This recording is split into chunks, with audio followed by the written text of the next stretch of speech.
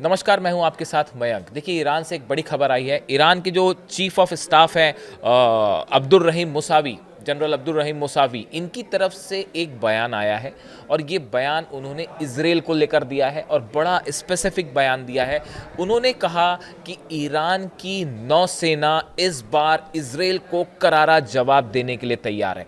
उन्होंने इस तरफ भी इशारे किए हैं कि ईरान कुछ ऐसा कर सकता है इस बार, अगर इस बार हमले हुए तो ईरान की तरफ से एक ऐसा कदम उठाया जाएगा जिससे पूरा इजराइल और अमेरिका हैरान रह जाएंगे और इससे सख्त जवाब पहले इजराइल को कभी नहीं मिला होगा। इस तरह का उन्होंने बयान आया है। उन्होंने एक बड़ा इंडिकेशन दिया है ईरान की नौसेना को लेकर, ईरान की नेवी को लेकर।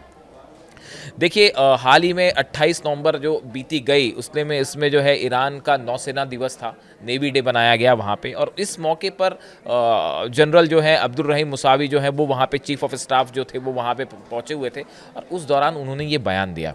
देखिए, उन्होंने ये बात कही कि this strategic force is prepared to deliver a decisive and regrettable response to any potential aggression or attack by our enemies। हमारे दुश्मनों ने अगर हमला किया तो उसको करारा जवाब देने के लिए ईरान की नौसेना पूरी तरह से तैयार है और इस बार ऐसा जवाब दिया जाएगा जिसे इजराइल कभी नहीं भूल पाएगा। इस तरह की बात उन्होंने कही। साथ ही में उन्होंने एक और जो बड़ी बात कही है, ये इसको 12 दिन की जंग के बाद ईरान की नौसेना की तैयारियों से जोड़कर देखा जा रहा है। वो क्या तैयारियां हैं उसके बारे में मैं आपको बताऊंगा, लेकिन एक बार जो चीफ ऑफ स्टाफ है अब्दुल रहीम मुसावी, इनके इस बयान को समझना ज़रूरी है कि इन्होंने इसको कैसे 12 दिन की जंग के बाद क्या इन्होंने इशारे किए हैं।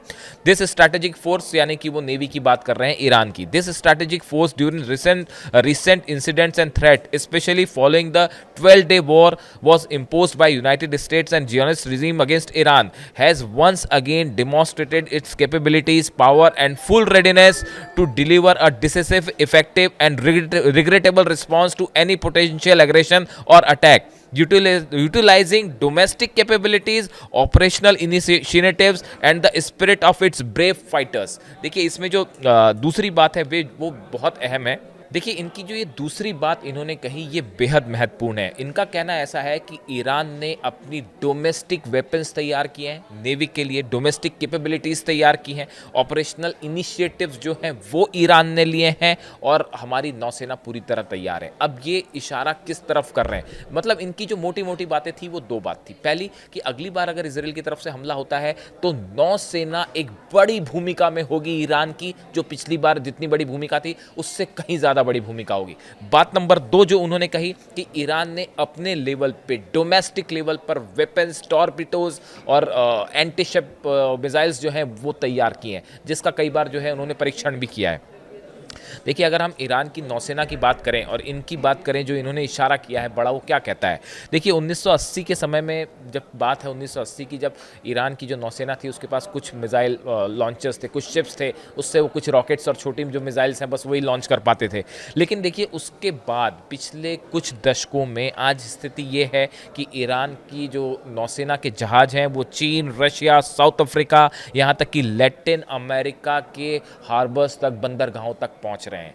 वेनेजुएला के आसपास भी पहुंच रहे हैं। इस तरह की खबरें आई कि ईरान जो है वो वेनेजुएला की बड़ी मदद कर रहा है, ड्रोन्स के ज़रिए भी और कुछ जहाज़ों के ज़रिए भी हथियार पहुंचाने की कोशिश है। इस तरह की बातें भी आ रही हैं।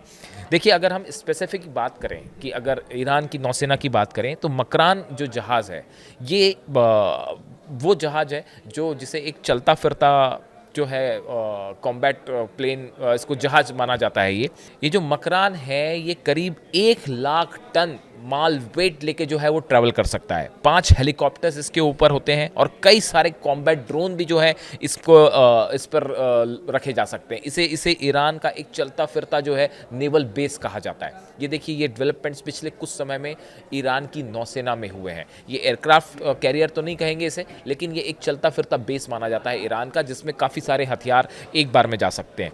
उसी तरह अगर आप बात करें तो एक वर्टिकल लॉन्च मिसाइल्स के मामले में, जो कि शिप से लॉन्च की की जाती हैं, उस मामले में भी ईरान की नौसेना ने तेज़ी से तरक्की की है। शायद इसी तरफ जनरल मुसावी इशारा कर रहे हैं और ये एक साथ 100 अलग अलग लक्ष्यों को निशाना बना सकती है। ईरान की जो वर्टिकल मिसाइल्स हैं, वर्टिकल मतलब जो जहाज़ से सीधे अचानक लॉन्च की जा सकती है, ये कैपेबिलिटी भी ईरान ने हासिल कर ली है। इसके अलावा अगर आप बात करें फतेह और गदीर, ये 2 क्लास की जो सबमरीन्स हैं, पनडुब्बियाँ हैं, 2000 किलोमीटर रेंज वाली सब सरफेस क्रूज मिसाइल्स इनमें लगा दी गई हैं। यानी कि आप देखिए कि ये जो पनडुब्बियां हैं फतेह और गदीर सीरीज़ की खास तौर पर, इसमें वो मिसाइल्स लगाई गई हैं जो 2000 किलोमीटर तक की अटैक कर सकती हैं और इसको लेकर लगातार इम्प्रूवमेंट हो रहे हैं।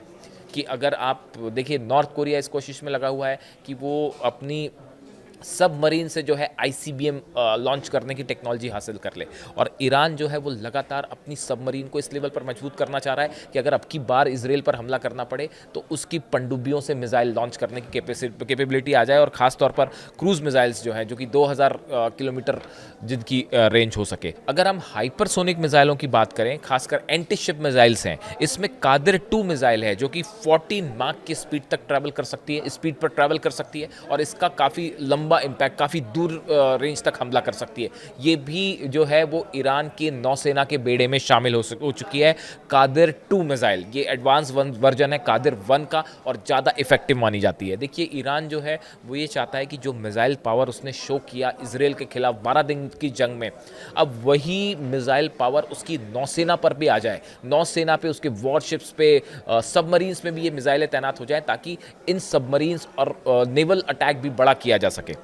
उसी तरह देखिए, ड्रोन्स जो है, ईरान ड्रोन के मामले में भी बहुत एडवांस है और बताया जा रहा है कि फेलिकन 2 जो ड्रोन है, इसका इस्तेमाल किया जा रहा है जो जामरान डिस्ट्रॉयर है उसके ऊपर से, यानी कि जहाज़ के ऊपर से ड्रोन्स फ्लाई करके दुश्मन को निशाना बनाने की कैपेबिलिटी भी ईरान ने हासिल कर ली है और लगातार इसमें एडवांसमेंट हो रहा है कि अगली बार जो ड्रोन लॉन्च किए जाएँ वो समंदर से लॉन्च किए जाएँ। और इसी का नतीजा है कि आज आप देखिए, फारस की खाड़ी की बात करें, हिंद महासागर की बात करें, लाल सागर की बात करें, यहाँ तक कि अटलांटिक महासागर की भी अगर बात होती है तो यहाँ सब जगह जो है वो ईरान की नेवी का प्रेजेंस देखा जा रहा है, ईरान के जहाज़ों का प्रेजेंस देखा जा रहा है और 7500 से ज़्यादा व्यापारिक जहाज़ों को एस्कॉर्ट किया है ईरान ने पिछले कुछ समय में। सोमाली समुद्री जो लुटेरे हैं उनका मुकाबला किया और चीन और रूस के साथ मिलकर जो है वो संयुक्त जो है वो सुरक्षा अभ्यास भी हुआ, डिफेंस ड्रिल भी की गई समंदर में। यानी आप देखिए, बड़े पैमाने पे ईरान अपनी नेवी को मजबूत करने में जुटा हुआ है। अब इसकी 3 वजह है। ऐसा क्यों कहा जा रहा है कि ईरान की नेवी जो है वो इजराइल पर भारी पड़ सकती है? इसकी 3 वजह है। पहला, इजराइल की जो नौसेना है, जो नेवी है, वो छोटी है, उसके पास उतनी ज़्यादा नंबर्स के मामले में उतनी ज़्यादा संख्या नहीं है कंपैरेटिवली। अगर आप इजराइल की आर्मी की बात करें, एयरफोर्स की बात करें, उस मुकाबले में इजराइल की जो नेवी है वो कमोबेश छोटी है और उतनी पावरफुल नहीं मानी जाती, पहली वजह। दूसरा, देखिए, अभी तक इजराइल का मेन फोकस रहा है ग्राउंड ऑपरेशंस पे, चाहे वो गज़ा में हो, चाहे लिबनान में हो, चाहे गोलन हाइट्स वाले इलाके में हो, चाहे सीरिया में, ग्राउंड ऑपरेशन या फिर एयर स्ट्राइक्स, ये 2 मामलों में इजराइल का फोकस रहा है, लेकिन नेवी के मामले में ज़्यादा फोकस नहीं होता है, दूसरी वजह। तीसरी कि समंदर में ऑपरेशन के जो है पर्याप्त संसाधन, जो रिसोर्सेज हैं, वो इजराइल के पास नहीं है, जो कि समुंदर में जो बैटल्स होते हैं, सी बैटल्स को काउंटर करने के लिए। ये 3 वजह है जिसके चलते ईरान ने बड़ी रणनीति बनाई है कि कैसे इस बार समंदर के जरिए इजराइल को घेरा जाए और अगर युद्ध होता है तो समंदर से स्ट्राइक की जाए इजराइल के ऊपर।